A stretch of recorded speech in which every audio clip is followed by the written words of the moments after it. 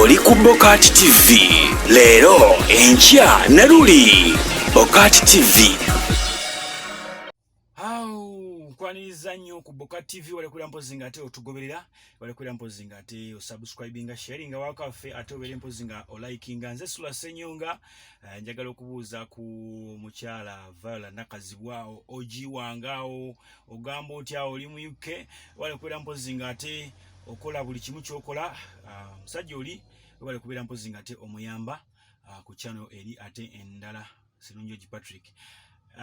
Richard Sewanya nankwebuuzaako naawe ate gattako Engineer Mugomba Lwasa nawe nkubuuzaako wale kubera mpozi nga ate otuyamba mu buli mbeera. Kabuzi restaurant basangibwa bwayise bwoba ogenda ofune embuzi ey'omulembe osobola okubeera mpozi nga ate owoomerwa obulamu. Gwe ingini soka weetekamu akasente ogenda oli embuzi eyo ojja kudda oŋŋambe ti mwana tukiwagamba kikyo. Olunaku olwaleero nina ka video kenguddeko nga omusajja ono ali myaka ndowooza nga 80+ yakubidde Bobi Wine akayimba naye Asoose n'akakuba mu Akapera n'atuwaamu awo. Musajja ono w'ekayunga era munnakibiina kya NUP yabadde yeebaza Tebandika okubagulira ambulance mu myaka emitono ennyo gye yakayingira mpozi ate mu parliament nga already abantu abaluddeyo tebayibakoledde. So omusajja ono tannaye Muzeei bw'amaze n'awerekerezaako ebigambo n'agamba ye Muzeei naye si musiru. Kansooke nkuwe vidiyo eno. Together we can. Together we can. Waliwo olabe yakuba ekikonde ng'akoze bw'ati oba ng'akoze bw'ati okuba ekikonde okola bw'oti ng'okuba muntu akabonero kano kategeeza ki? Nedda ssebo akabonero kategeeza nti mwenna muli babega. Sebo mukulu Tebandeke ensonga ekitudde ewange kujja kwebaza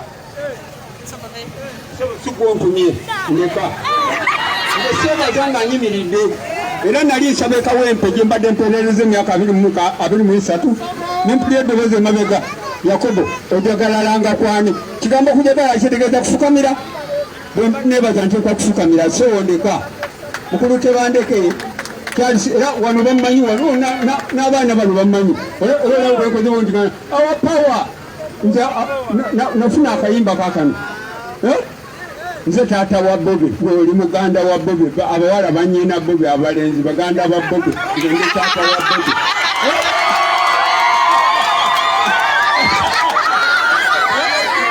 Akayimba nze ndi taata wa Bobi oli muganda wa Bobi abato baana ba Bobi abawala bannyina Bobi.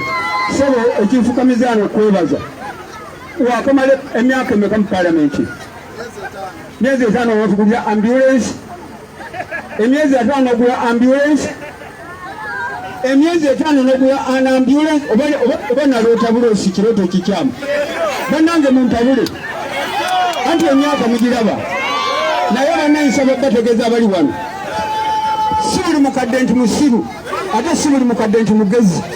Nze mu bakadde abasiru siriyo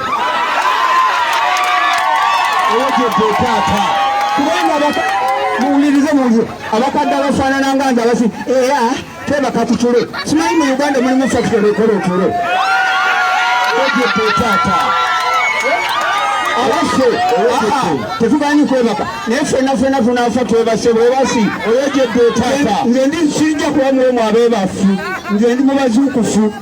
People power! People power! Together we can! Otyo Muzeei oyo omulabi. Muzeei oyo akugamba ye Muzeei naye si musiru. Waliwo abagamba nti oli obwatuuka waliwo emyaka egituuka abazeeyi abamu obwongo ne bugenderera. N'agamba muwoza otulo twebaka naye otwebasa otya? Owoza otulo weebaka naye otwebasa otya? Otulo twebase ku njala mbuto lukalu. Ddala nga bwote wandibadde weebaka. N'olw'ensonga eyo yaawe ensonga ze lwaki awagira Kyagulanyi, awe ensonga ze lwaki awagira NUP. Nenzirayo nno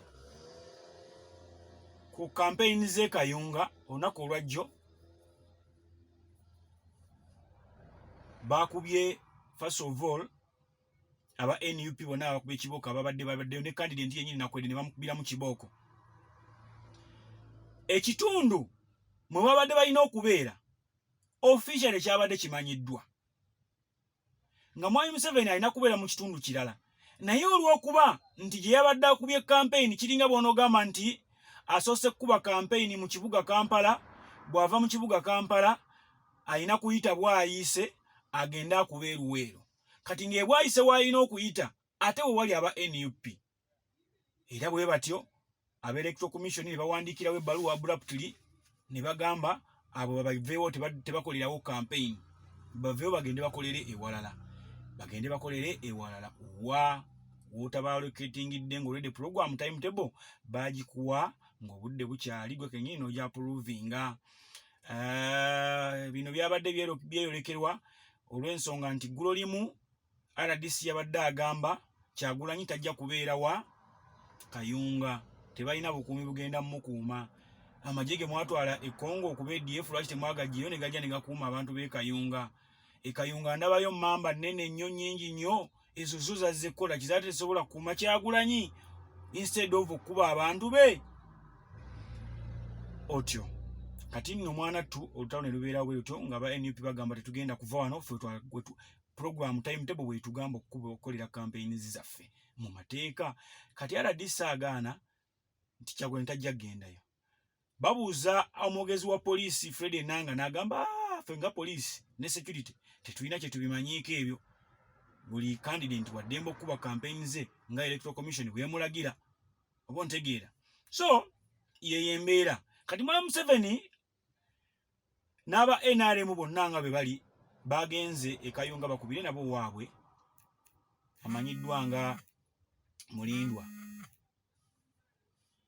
Bagenzeeyo bamukubire campaign. Wabula nabo nga balimu okwetemamu. Aida Nantaba awagira mulala, ne Karangwa naye alagira mulala. Kati ekyo si kye kyandibadde ekikulu, naye enkootinga statement Mwami Museveni gye yakoze, kubanga emikutu gyonna egisinga Mwami Museveni yayogedde ku mikutu egy'enjawulo naye baagisasudde ssente. Eya time yonna baagisasudde ssente, radio ez'enjawulo ne TV ezituuka zonna e Kayunga. Kati Mwami Museveni n'agamba nti sirina kye nninza kubakolera nnyo singa muba temulonze LC5 chairman nga wa NRM oba nga MP wa NRM. Mba sijja kumanya oba kufuna bubaka oba kufuna information nti enguudo zeewa mwembi n'amalwaliro temuli ddagala oba temulina malwaliro lwa nsonga gwe mubeera mulonze tuba tetubonga. Ndowooza mutegedde nti ebitundu ebimu bagaana okukolerayo ebintu service delivery because waliyo ba opposition. Kambuuze NRM yesinga ababaka abangi mu parliament, kye bagamba ebitundu byabwe bakiikirira biri well oba biri okay? Mbuuza bubuuza gwali eyo genda mu comment section yawo nterewo nti fe omubaka waffe we NRM ye gundi ekitundu kyaffe kiri okay mu nguudo, amalwaliro, eddagala, masomero n'ebyemirimu. Awo tujja bawa credit. Then to advising mu aba opposition ndowooza kati mukitegedde ebitundu bye mukiikirira tebigenda kufuna service delivery because mumuli aba opposition. Kitegeeza muba mulina okukolera abantu bammwe, mubakolere muve mu bujanja, muve mu kwerabisa obwerabisa, muve mu butaala, mukolere abantu bammwe. Mutegedde president akyogedde lwatu, naye nga nze kyemmanyi constitutionally service delivery eri ku buli munnayuganda nga tebayawuddeemu oba munnabyabufuzi ki oba wa ddiini ki oba wa kikula ki, kasita abeera nti munnayuganda alina okufuna okuyambibwa okuva mu gavumenti mu by'okusoma, enguudo, malwaliro, bujjanjabi, mirimu n'ebirala. Naye Mwami Museveni kiri yakyogedde kati ng'omusezi agula essowaani nti munnaaye essowaani eno gye ntwala ngenda kuliirako omuntu wange,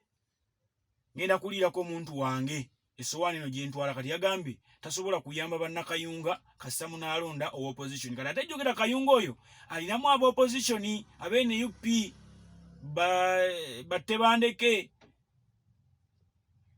ba Patrick Sanja n'abalala. So kaakati mubeere nga mwebereramu buli MP gwe baalonda fuba olabe fisa akasente yamba abantu b'omu kitundu kyo kubanga already president akyasanguza tasobola talina kinene kya nnyo kyasobola kubayamba singa mubeera nga mulonze oba chairman oba MP nga si wa NRM. Nsaba nammwe aba NRM mukole ddala mukakase ddala nti munange President Museveni kyayogera kituufu, ffe gye tuli ebitundu byaffe biri okay.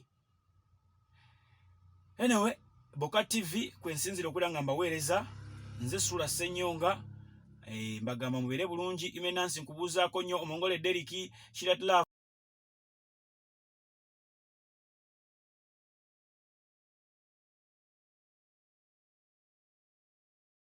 TV leero enkya ne luli BOCAT TV